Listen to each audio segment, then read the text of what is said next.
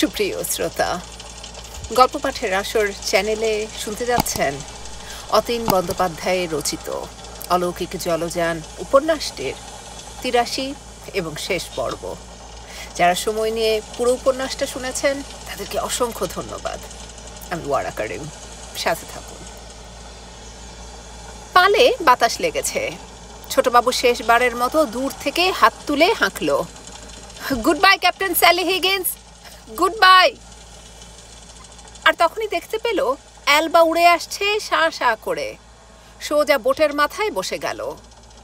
সে ফের তখন চিৎকার করে বলছে, চাচা, আপনি আমার জন্য ভাববেন না, আমরা ঠিক পৌঁছে যাব। অ্যালবা বোধহয় আমাদের পথ দেখিয়ে নিয়ে যাবে।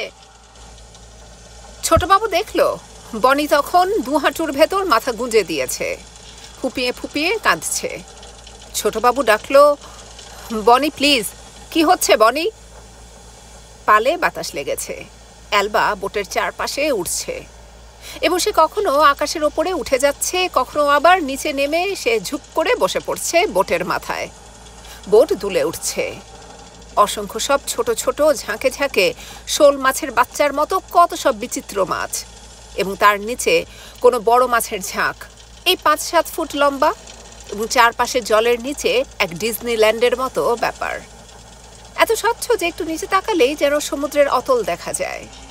গুচ্ছ গুচ্ছ কখনো সব সবুজ শ্যাওলা, আর হয়তো অতিকায় কোনো প্রাণী ভেসে উঠলে জলের নিচে তার কালো ছায়া প্রথমে ভেসে উঠবে। ছোটবাবু সমুদ্রের বিশালতায় কি আশ্চর্য রোমাঞ্চ বোধ করতে থাকলো। মৃত্যু যতই অনিবার্যতার সামিল হোক, সে কেমন সাহস পেয়ে যাচ্ছে। জাহাজ যত চোখের ওপর থেকে অদৃশ্য হয়ে যাচ্ছিল, যত সে বনিকে নিয়ে অকুল সমুদ্রে ভেসে যাচ্ছে, তত সে এক আশ্চর্য পৃথিবীর খবর পেতে চঞ্চল হয়ে উঠছে। সে হুকের সঙ্গে দড়ি বেঁধে ফেলল। বনির কান্না থামছে না। সে ওর পাশে হাঁটু মুড়ে বসল।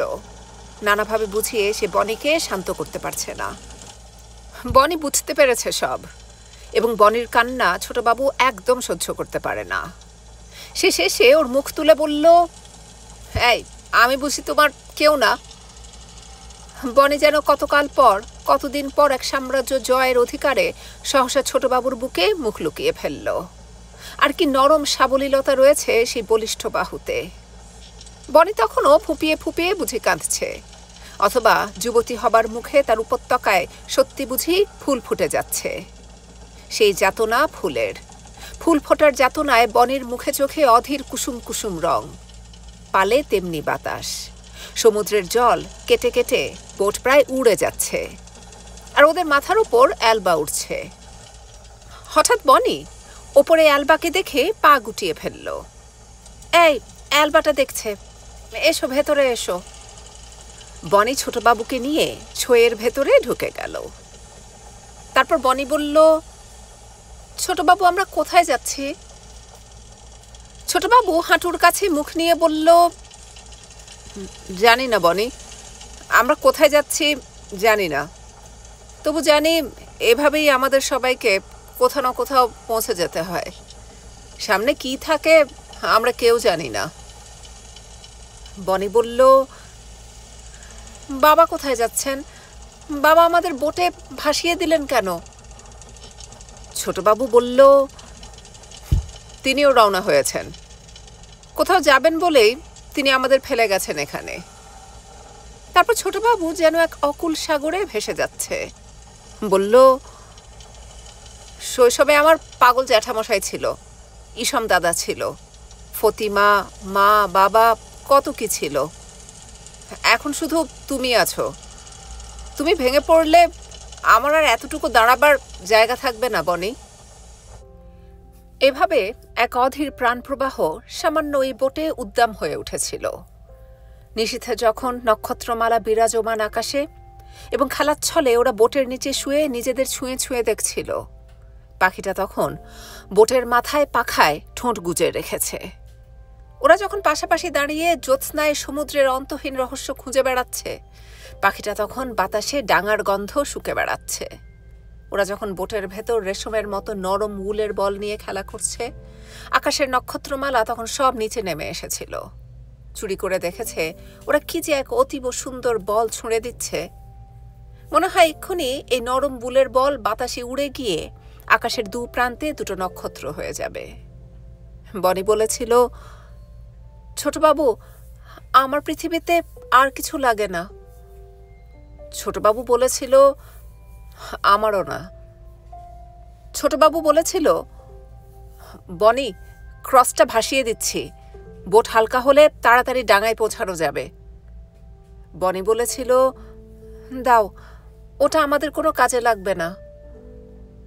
ছোটবাবু ক্রসটা নামিয়ে দেবার সময় কি ভেবে বলল, থাক, আছে যখন থাক, আগুন জ্বালানো যাবে। বনি এবং ছোটবাবু এভাবে মৃত্যু এবং বিধাতাকে যখন অস্বীকার করে পৃথিবীতে ফিরতে চেয়েছিল, তখন স্যালি হিগিন্স জাহাজে চুপচাপ শুয়ে আছেন। সারেং পাশে দাঁড়িয়ে বলছেন, সাব, খাবার খান। এভাবেই নিশীতে জাহাজ ভেসে যায়, দিন যায়, রাত আবার আসে, আবার নক্ষত্রমালার নিচে জাহাজ ভেসে যায়। হিগিন্সের চোখে মুখে শুধু বনি, বনির সেই অবোধ মুখ। যত দিন যাচ্ছে কেবল সমুদ্রের ভেতর থেকে তার আর্ত কান্না তিনি শুনতে পাচ্ছেন। বাবা, তোমার মুখ দেখতে পাচ্ছি না কেন বাবা? বাবা, তুমি আমাকে বোটে নামিয়ে দিচ্ছ কেন? হিগিন্স একদিন বললেন, তুমি খেয়েছ? সারেং সাহেব বললেন, খেয়েছি। আসলে সারেং সাহেব আর কিছুই খাচ্ছেন না। আহার এবং পানীয় বলতে যা কিছু সব নিঃশেষ, এবং এই বোধহয় শেষ খাবার। সারেং সাহেব চোখে ভালো দেখতে পাচ্ছেন না। তিনি শীর্ণকায় এবং অতীব দুর্বল হয়ে পড়েছেন। নিশিদিন স্যালি হিগিন্স বিছানায় চুপচাপ শুয়ে আছেন। জাহাজটা মনে হচ্ছে নিশিদিন ছুটে যাচ্ছে কোথাও। সারেং সাহেব টেবিলে শেষ জল এবং খাবার রেখে প্রায় হাঁটু মুড়ে একদিন নিচে বসে পড়লেন। চোখে আর কিছু দেখতে পাচ্ছেন না। স্যালি হিগিন্সকে কিছুতে বুঝতে দিচ্ছেন না যে তিনি ক্রমশ দৃষ্টিশক্তি হারিয়ে ফেলছেন, এবং বোধহয় বুঝতে পারছিলেন এই শেষবার তাঁর এ ঘরে আসা। তিনি অন্ধকারে বাইরে বের হয়ে এলেন। ডেকের ওপর বসে দুহাত বিধাতার কাছে প্রার্থনার মতো বিছিয়ে রাখলেন। মনে হচ্ছিল চারপাশে শুধু সীমাহীন অন্ধকার। এক অন্ধকার জগতে তিনি এখন বিরাজমান, এবং মাঝে মাঝে দুটো একটা আয়াত তার মনে আসছিল। কেয়ামতের দিন তিনি কি জবাব দেবেন তাকে, এসবই বারবার মনে আসছিল। এবং তখন জাহাজটাকে ভাবাই যায় না আর সাধারণ জাহাজ, কেবল নিশীথে এসে বেশ ছুটে চলেছে। এই অন্ধকার আকাশ, নক্ষত্রমালার সমুদ্র অতিক্রম করে তার কোথাও যেন এক অলৌকিক যাত্রা শুরু হয়েছে। তিনি বুঝতে পারছিলেন সমুদ্র ফের প্রলয়ঙ্কর ঝড় নিয়ে ছুটে আসছে। তিনি স্থির এবং অবিচল। জলোচ্ছ্বাসে তিনি ভেসে যাবেন হয়তো, কোনো দুঃখ থাকছে না তার কাছে। এখন এই জাহাজ, সমুদ্র, জলোচ্ছ্বাস সব সমান। তার কাছে এখন বিশ্বস্ত থাকার চেয়ে বড় কিছু নেই। তার শেষ আহার, ভোজ্যদ্রব্য যা কিছু তিনি স্যালি হিগিন্সের টেবিলে রেখে এসেছেন। কিয়ামতের দিন বিধাতার কাছে তার এটাই একমাত্র জবাব, বিশ্বস্ততা। শুধু এই সম্বল নিয়ে তিনি আল্লাহর কাছে করুণা প্রত্যক্ষ করছেন এখন। এবং সেই জলোচ্ছ্বাসে নিঃশ্বাস ক্রমে বন্ধ হয়ে এলে কেমন নীল বিন্দু বিন্দু বেলুনের মতো উজ্জ্বল আলোর মালার ভেতর তিনি যাত্রা করেছেন। তারপর তারা একে একে সবাই নিভে যেতে লাগলো। জীবনের এক রহস্যময় যাত্রা থেকে অন্য এক রহস্যময় যাত্রায় তিনি আবার রওনা হয়েছেন। গভীর বায়ুহীন আলোহীন এক জগৎ তাকে ধীরে ধীরে গ্রাস করে ফেলল। স্যালি হিগিন্স ক্ষীণ কণ্ঠে ডাকলেন, সারেং। কোনো জবাব নেই। আবার ডাকলেন, সারেং। শুধু হিস হিস সমুদ্রের তরঙ্গমালার শব্দ। জাহাজটা এবার যেন গতি পেয়ে গেছে। কোনো আলো নেই, আকাশে কোনো জ্যোৎস্না নেই। কোথায় কবে তিনি কোন জাহাজে উঠে এসেছিলেন মনে করতে পারছেন না। কেবল ঝোড়ো বাতাসে জাহাজ দুলছে, আর বোধহয় সব তরঙ্গমালা জাহাজ ডেক ভাসিয়ে নিচ্ছে। ঝড়ের ভেতর তিনি বের হয়ে ডাকলেন, সারেং, তুমি কোথায়? তুমি খাবে না?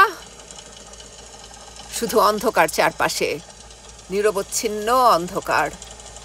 আর আশ্চর্য, তিনি আকাশের নক্ষত্রমালা দেখতে পাচ্ছেন না। আকাশে তবে এখন প্রলয়ঙ্কর কাণ্ড ঘটে যাচ্ছে। যত জোরে সম্ভব দরজায় দাঁড়িয়ে ডাকলেন। হাত পা কাঁপছে, শরীর মনে হচ্ছে শক্ত হয়ে গেছে, গলা কাঠ। শেষ জল এবং আহার সারেং রেখে চলে গেছে।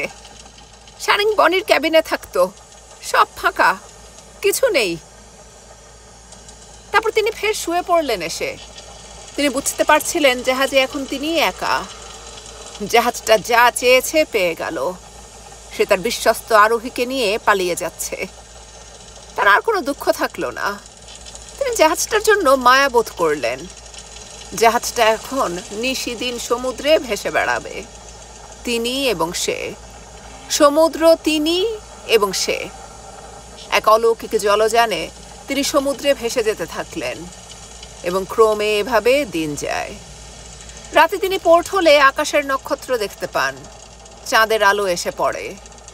সমুদ্র নীরব, নিথর, বর্ণহীন, গন্ধহীন। তিনি সাদা বিছানায় সাদা পোশাকে লম্বা হয়ে শুয়ে আছেন। শেষ খাবার আর জল টেবিলে। হাত তুলে খেতে পর্যন্ত পারছেন না। হাত পা ক্রমে এভাবে ঠান্ডা হয়ে আসছে, যেন অসাড় চোখ। স্থির বায়ুমণ্ডলে ভারী অক্সিজেনের অভাব। দু হাতে তিনি সমস্ত বায়ু প্রবাহ গিলে খেতে চাইছেন, পারছেন না। কঠিন যন্ত্রণায় চোখ ঠেলে বের হয়ে আসছে। পাশে এখন কত সব মিছিলের মতো ছায়া এসে জড়ো হচ্ছে এবং বারবার সেই সব শৈশবের মুখ, বাবা, মা, ছোট বোন এবং তারপর যৌবনে সেই প্রেমিকারা। কেউ কেউ ভারী অস্পষ্ট, তাদের তিনি চিনতে পারছেন না। কেবল তিনি দেখতে পেলেন অ্যালিস পোর্ট হলে এসে দাঁড়িয়েছে এবং দরজায় লুকেনার। আর কে কে আছেন? বনি, ছোটবাবু, তোমরা কোথায়? বনি, বনি। এবং বুঝতে পারছেন তিনি তার অলৌকিক জলযানে এবার সত্যি আবার বের হয়ে পড়েছেন। কেউ তার কথায় সাড়া দিচ্ছে না। এত কষ্ট, এত যাতনা এবং স্থবির শরীর থেকে যেন শেষ বায়ু প্রবাহ বের হয়ে যাবার আগে সমস্ত ভূমণ্ডল জুড়ে প্রকম্পন। সবকিছু লণ্ডভণ্ড হয়ে যাচ্ছে, উৎক্ষিপ্ত হচ্ছে লাভা। শিলাস্তর ভেঙে খান খান হয়ে যাচ্ছে গ্রহ নক্ষত্রের। আহা, ক্রমে সব আবার শিথিল, স্থবির হয়ে আসছে। শান্তি, পরম শান্তির বাণী তার কানে বাজছিল। কেউ যেন পাশে দাঁড়িয়ে আছেন, তার হাতে সবুজ লণ্ঠন। লণ্ঠনের আলোয় সেই পরম করুণাময় আশ্চর্য সুধা পারাবারের খবর পৌঁছে দিচ্ছেন তার কানে। তিনি বলছেন, don't be afraid, I am the first and I am the last. তার সোনালি আলখাল্লায় শরীর ঢাকা, মাথায় বড় বড় সোনালি চুল। বড় বড় সব লাল, নীল, হলুদ অথবা ক্রিমসন কালারের আলোময় সৌরজগতের ভেতর তিনি হেঁটে যাচ্ছেন এবং বারবার সেই অমোঘ বাণী সব গ্রহ নক্ষত্র থেকে যেন ভেসে আসছে। যত তিনি সেই অলৌকিক জলযানে ভেসে যাচ্ছেন, সেই অমোঘ বাণী সব গ্রহ নক্ষত্রের ভেতর গির্জার ঘণ্টার মতো গম গম করে বাজছিল। Don't be afraid, I am the first and I am the last.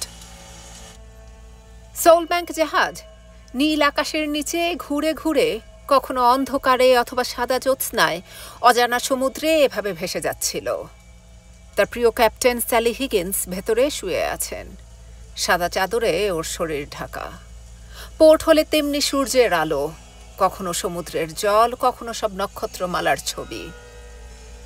অসীম সমুদ্রে সোল ব্যাংক এখন একটা ভাসমান কফিনের মতো।